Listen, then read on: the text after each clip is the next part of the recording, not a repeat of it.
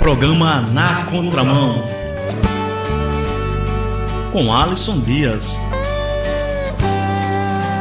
Andando na contramão desse mundo enganador. Eu ando na contramão do mundo. Eu fujo de toda tentação, pra não pecar contra ti e não magoar o teu coração. Boa tarde, ouvintes da Kadosh Web Rádio. Eu sou Alisson Dias e estamos iniciando mais um programa Na Contramão. E, para quem não conhece, nós estudamos o Evangelho de João, assunto por assunto, desde o capítulo 1, e vamos até o final do Evangelho, até encerrar, e vamos passar por todos os versículos e todos os capítulos. E hoje nós chegamos no capítulo de número 7. Capítulo de número 7. E hoje nós vamos falar sobre a incredulidade dos irmãos de Jesus. Os irmãos carnais de Jesus, filhos de Maria, né? É uma verdade que não é aceita pelos católicos, mas a Bíblia, ela deixa isso bem claro, né? Tem como provar biblicamente essa verdade, mas nós respeitamos a todos, né? E devemos respeitar ainda mais a palavra de Deus. E os irmãos de Jesus, na carne, filhos de Maria, eles foram incrédulos por algum tempo. E nós vamos estudar a respeito disso hoje. Então, abra sua Bíblia no Evangelho de João, que é o quarto livro do Novo Testamento, no capítulo 7, e vamos fazer uma leitura dos versículos 1 a 3. Passadas estas coisas, Jesus andava pela Galiléia, porque não desejava percorrer a Judéia, visto que os judeus procuravam matá-lo. Ora, a festa dos judeus, chamada Festa dos Tabernáculos, estava próxima. Dirigiram-se, pois, a ele os seus irmãos, e lhe disseram: Deixa este lugar e vai para a Judéia, para que também os teus discípulos vejam as obras que fazem. Então Jesus estava na Galiléia. Então nós vemos uma trajetória que começou lá no capítulo 4, nós estudamos, né, há algumas semanas atrás, que lá no capítulo 4, no capítulo 3, Jesus estava em Jerusalém. Mas ele começou a ser perseguido pelos religiosos, pelos judeus, e ele se retira de Jerusalém rumo à Galiléia. Para quê? Para que ele não seja morto, para que os judeus não tirassem a sua vida, né?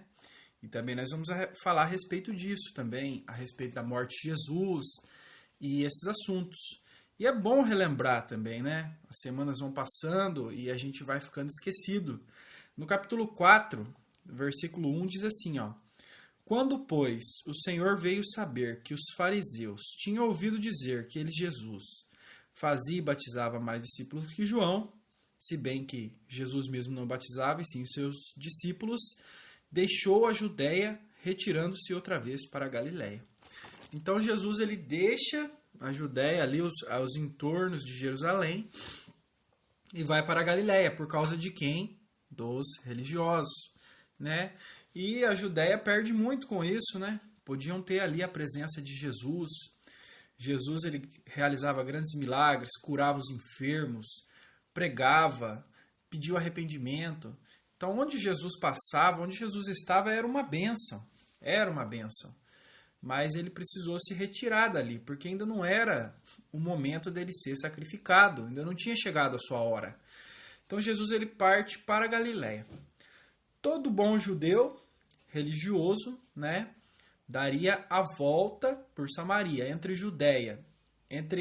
a Judéia e a Galiléia, havia no meio Samaria. Então, todo bom judeu daria a volta, não passaria por Samaria. Mas Jesus ele entra por dentro de Samaria, porque é o caminho mais curto, e ali ele faz também grandes milagres, conversões, né, entre os samaritanos, né? Então ele já começa o seu ministério mostrando que é amigável também aos samaritanos, coisa que os judeus não eram, principalmente os religiosos. E ele atravessa por Samaria, nós vimos isso no capítulo 4, no capítulo 5, no capítulo 6, e agora ele chega até a Galileia, que era o seu destino, onde ele estava traçado.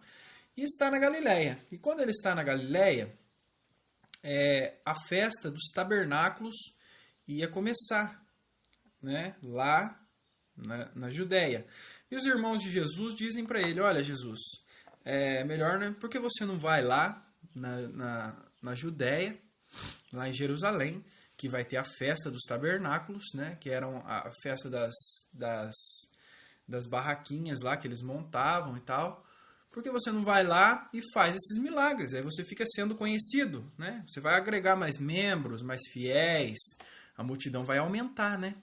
Então eles viam Jesus como João Batista, né? João Batista também atraiu muitas pessoas, né? Pela sua pregação, pela sua vida, pela sua palavra. Então eles viam Jesus assim como João Batista, né? Eles não entendiam quem era Jesus de fato, né? E vamos falar também sobre a festa dos tabernáculos, né? Que está aqui no versículo 2, né? A festa dos tabernáculos, ela era a mais popular das festas que celebrava a passagem de Israel pelo deserto, juntamente com a colheita anual. Era a festa que celebrava aqueles 40 anos que os judeus ficaram no deserto, e também tinha o tabernáculo lá, né, que Moisés montava de acordo com a vontade de Deus, e perto daquele tabernáculo ficavam as barraquinhas, as tendas dos judeus em volta ali. Então eles comemoravam isso. Isso se dava ali, começava no dia 15, entre setembro e outubro ali, mais ou menos, 5 dias após o dia da expiação, e durava 8 dias, durava mais que uma semana. Então, era uma festa muito importante para os judeus, né? Era uma festa religiosa, e judeus vinham de toda parte, não só os da Judéia, mas vinham os samaritanos, vinham os galileus, e os que estavam também fora dos limites de Israel. Vinham todos para comemorar essa festa, que era muito importante para eles. Então, os irmãos de Jesus falaram, olha, se você for lá e se você realizar esses milagres, você vai atrair grande multidão para você. Você vai ficar famoso, você vai ganhar muitos seguidores, né? Como tem o Twitter hoje, todo mundo quer ter milhões de seguidores. E eles também, né? Mas eles não viam, eles não conheciam qual era a missão de Jesus, o que ele veio fazer e qual era a sua intenção, né? E nessa parte foi que eles pecaram, né? E no João, no capítulo 6, como nós já estudamos, no versículo 24 a 26, nós vemos que o interesse de Jesus não era atrair grandes multidões, não era essa a vontade de Jesus. Nunca foi o propósito. Jesus ele não estava interessado em grandes multidões, ele estava interessado em conversão de almas, arrependimento, fé nele como Senhor e Salvador e a salvação das pessoas, né? E como nós já estudamos no capítulo 6, vamos relembrar, capítulo 6, versículos 24 até o 26, diz assim, ó: Quando, pois, viu a multidão que Jesus não estava ali, nem os seus discípulos, tomaram os barcos e partiram para Cafarnaum, à sua procura. E tendo-o encontrado no outro lado do mar, lhe perguntaram, Mestre, quando chegaste aqui? Respondeu-lhes Jesus, em verdade vos digo, vós me procurais não porque vistes sinais, mas porque comeste dos pães e vos fartastes. Essa é a multidão que Jesus multiplicou, como nós já estudamos, multiplicou os pães e os peixes, né? 5 pães, 2 peixes, ele multiplicou e a multidão comeu. E depois Jesus continua a sua trajetória, estava em Samaria e estava partindo para Galileia. Então, eles vão atrás, mas eles não vão atrás por causa do Mestre, por causa do Messias, do Salvador, do Filho de Deus, né? Eles vão porque tinham alimento fácil sem trabalhar. E não é isso que Jesus quer. E os irmãos de Jesus também estavam querendo essas mesmas coisas. E não é isso que Jesus espera de você, ouvinte. Você que está aí me ouvindo, não é isso que Jesus espera de você, não é isso que Jesus espera de nós. Segui-lo para ter bens materiais, para ter coisas. Segui-lo simplesmente por seguir alguém. Né? Eu vejo tantas pessoas dizer de uma maneira tão equivocada: eu tenho religião, é preciso ter uma religião, se é preciso você crer em alguma coisa. Não, isso está totalmente errado. Até parece bonito quando se diz, mas está completamente errado. É preciso que você creia em Jesus.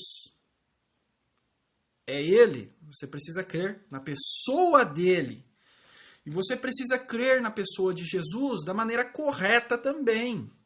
Você tem que crer que Ele é o Filho de Deus, que Ele é aquele que Deus preparou de antemão, desde antes da fundação do mundo, para vir, para pagar a dívida dos seres humanos para com Deus, os pecados. E Ele veio com esse propósito. Ele veio para pagar os pecados da humanidade e para nos livrar da condenação eterna. Esse é o propósito de Jesus, ter vindo ao mundo. Por isso ele veio e por isso devemos segui-lo. Né? E nós vemos aí uma compreensão equivocada dos irmãos de Jesus e também nos nossos dias, na igreja hoje. Né? A famosa teologia da prosperidade. Seguem Jesus para quê? Seguem ele para se enriquecer, para ter bens materiais? Seguem ele para ter felicidade no casamento? Seguem ele para ter estabilidade no seu emprego? Seguem ele para ter sua enfermidade curada? Seguem por tantas coisas. Mas Jesus ele quer ser seguido porque ele é o Filho de Deus. Jesus ele quer ser seguido porque ele veio salvar a humanidade. Essa é a intenção de Jesus. Para isso que Jesus veio, para nos salvar. Né? Agora, estabilidade financeira, conforto, paz, né? Segurança, Jesus vai dar tudo isso para nós quando ele voltar, mas somente para aqueles que o seguirem da maneira correta. Se você segue a Cristo para ter estabilidade financeira e bens materiais e tudo, quando ele voltar, ele vai falar: você já teve o que você queria, mas você não teve a mim, você não me procurou. Então agora esse reino todo você vai ficar do lado de fora. Então siga a Cristo da maneira correta, não como os irmãos deles esperavam. Continuando, João capítulo 7, vamos ler dos versículos 4 a 8. Porque ninguém há que procure ser conhecido em público, e contudo realize os seus feitos em oculto. Se faz essas coisas, manifesta-te ao mundo, pois nem mesmo os seus irmãos criam nele. Disse-lhe, pois, Jesus: o meu tempo ainda não chegou, mas o vosso sempre está presente. Não pode o mundo odiar-vos, mas a mim me odeia, porque eu dou testemunho a seu respeito de que as suas obras são más. Subi vós outros à festa, eu, por enquanto, não subo, porque o meu tempo ainda não está cumprido. E aqui é interessante que João ele dá uma ajuda para o leitor, ele dá uma ajuda para nós aqui que estamos 2000 anos depois lendo essa carta que ele escreveu para os cristãos, esse evangelho. Né? E ele nos dá uma ajuda no versículo 5. Pois nem mesmo os seus irmãos criam nele.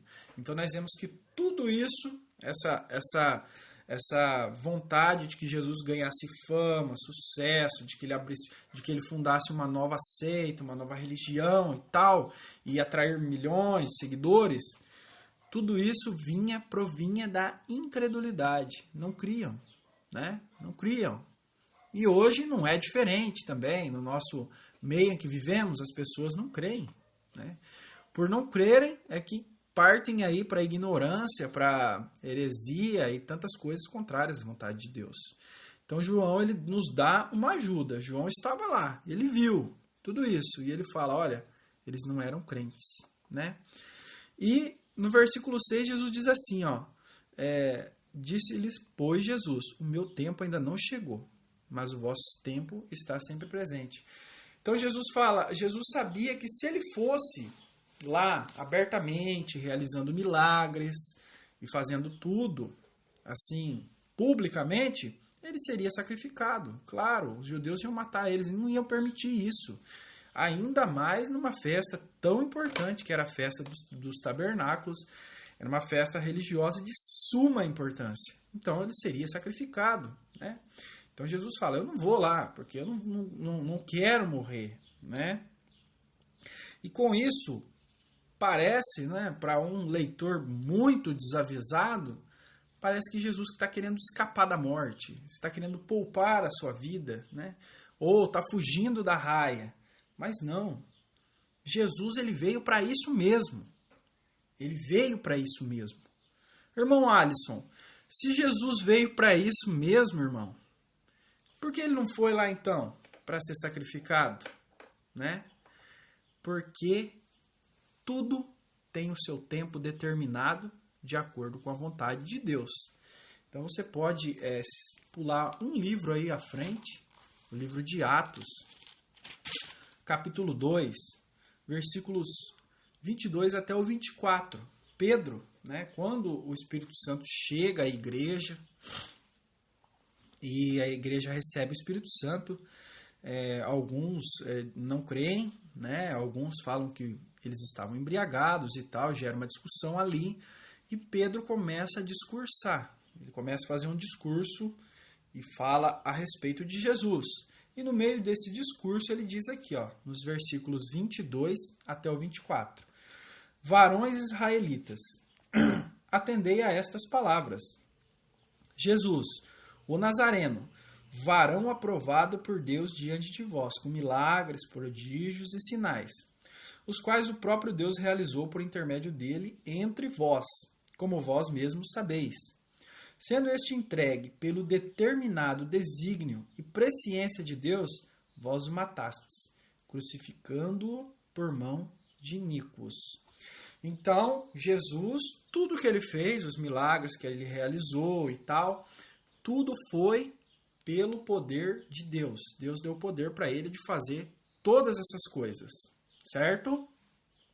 E ele foi aprovado por Deus. Quer dizer, ele foi o escolhido por Deus para vir trazer salvação ao mundo. Foi ele. O plano de salvação que Deus planejou desde os tempos eternos, que Deus planejou para que o homem pudesse ter salvação, todo esse plano gira em torno de Jesus. Todo esse plano. E Deus aprova, Deus mostra através dos milagres que realmente era Jesus. Então os milagres eles não vêm para trazer conforto para nós, os seres humanos. Não vieram para trazer conforto. Eles vieram como uma assinatura de Deus ali, olha, o carimbo, né? O atestado, né? Quando você tem um documento para que esse documento seja verdadeiro, você leva no cartório e o cartório coloca o seu selo, o seu carimbo e assinatura, né? E atesta a veracidade daquele documento, né? Você vai no cartório para fazer isso, né? Para atestar que aquele documento é verdadeiro. Então, o atestado de veracidade de Jesus e da sua obra são os milagres que Deus realizava através dele, né? Eram a autenticação, né? A autenticação de que Jesus era realmente o escolhido, né? E Deus o escolheu para quê? Para que Deus o escolheu? Versículo 23. Sendo este entregue pelo determinado desígnio, quer dizer, pelo plano de Deus, Deus já tinha planejado tudo isso, presciência de Deus, Deus já sabia de tudo. Jesus não fracassou na cruz. O Papa Francisco, ele diz que Jesus fracassou na cruz, né? Ele foi muito infeliz nas suas palavras, mostrou que apesar de estar à frente da maior igreja cristã mundial, ele não conhece a palavra de Deus. Né? Olha aqui, ó. Se ele tivesse lido o versículo 23, um versículo da Bíblia, ele sabia que ele está redondamente enganado. Olha aqui, ó. Sendo entregue pelo determinado desígnio e presciência de Deus. Deus sabia, Deus tinha planejado que Jesus ia morrer na cruz, e Deus sabia que Jesus ia morrer na cruz. Então Jesus não fracassou na cruz, ele veio para morrer mesmo. Por quê? Para que você que está me ouvindo hoje tivesse a vida eterna. Para que eu, o irmão Alisson, e você, o ouvinte, pudéssemos nos arrepender, crer no sacrifício de Jesus que ele fez na cruz e sermos salvos da condenação eterna. E no versículo 24, ao qual, porém, Deus o ressuscitou, rompendo os grilhões da morte, porquanto não era possível fosse ele retido por ela. Então Jesus, ele não podia ser preso pela morte, né? Porque Jesus, ele é o autor da vida. Ele é o próprio criador da vida, como nós estudamos no capítulo 1, o Logos, né? A vida está nele, a vida faz parte dele.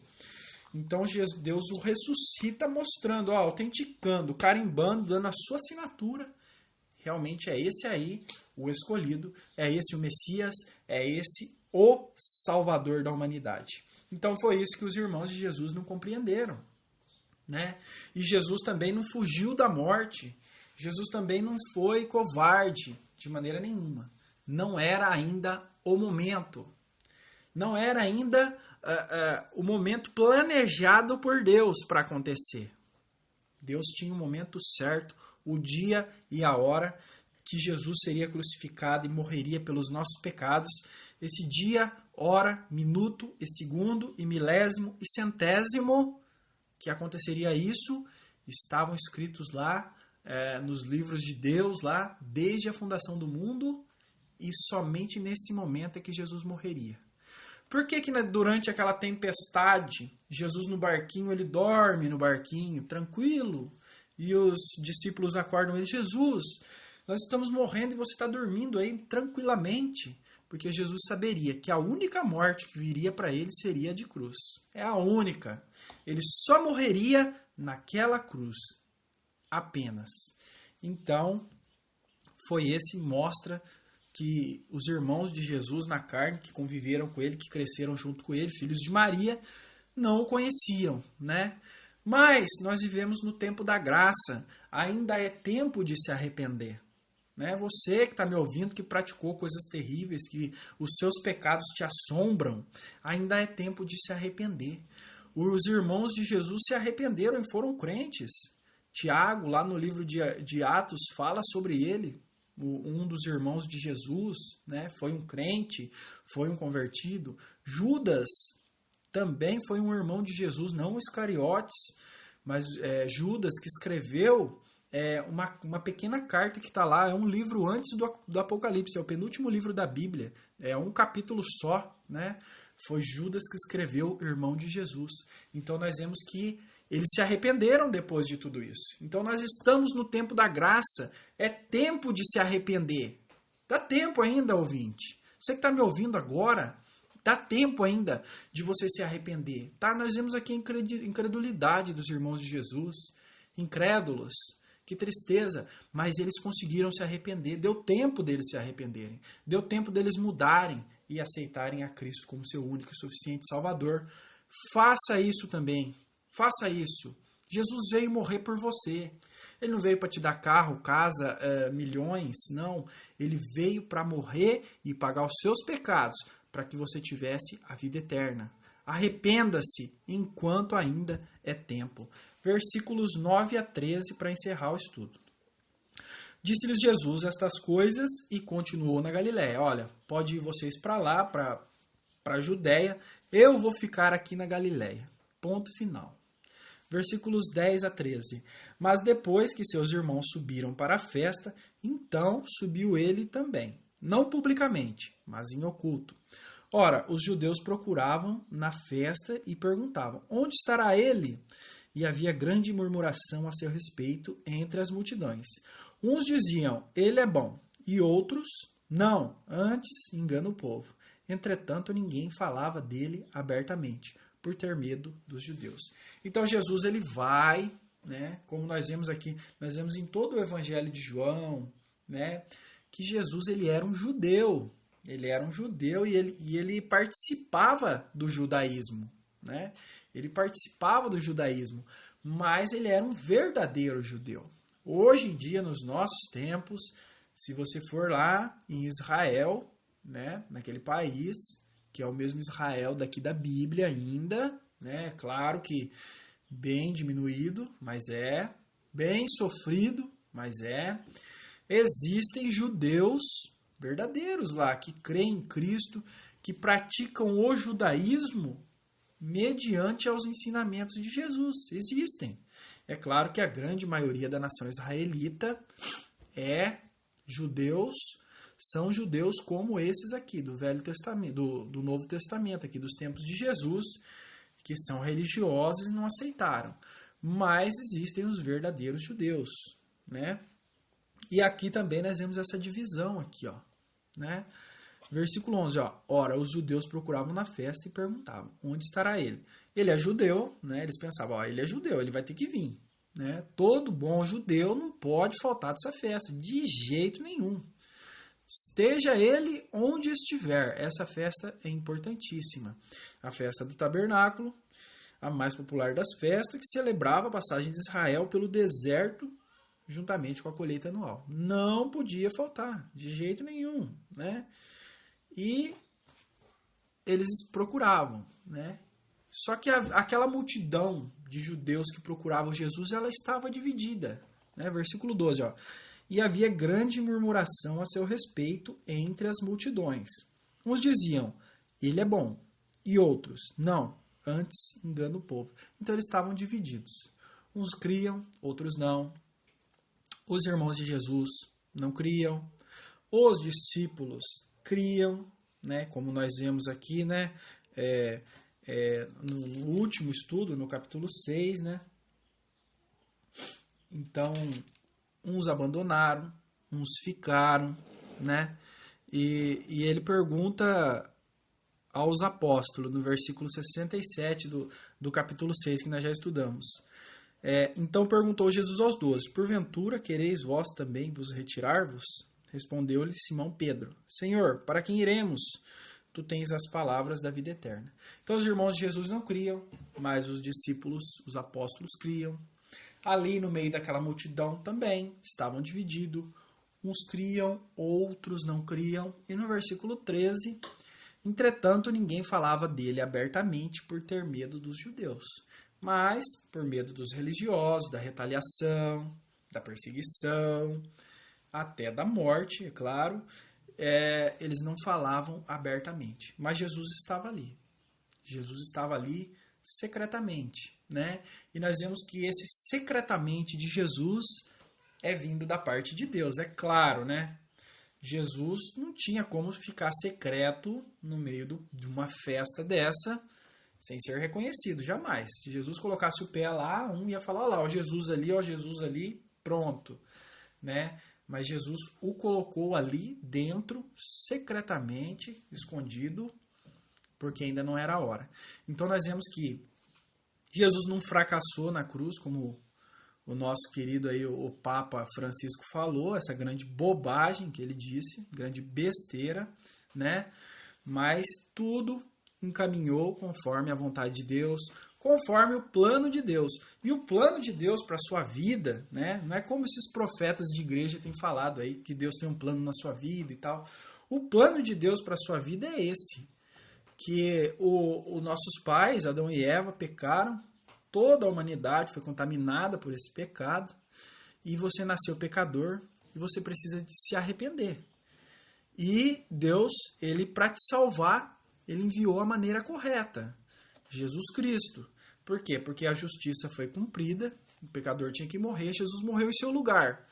E você pode se arrepender e crer em Jesus para que você obtenha a salvação. Esse é o plano de Deus na sua vida. Então, eu te peço que aceite esse plano de Deus na sua vida, que você se arrependa e creia em Jesus como o único e suficiente Salvador. E na semana que vem, nós vamos continuar o estudo aqui e nós vamos ver o que acontece quando Jesus está no meio da festa, né? Jesus vai lá realizar algumas coisas, vamos ter umas conversas e nós vamos saber mais sobre isso. Muito obrigado por acompanhar o programa. Eu sou o Alisson Dias. Curta também a minha página lá no Facebook, a página Na Contramão. Lá também nós pregamos o Evangelho, combatemos heresias. Muito obrigado e até a próxima. Tchau!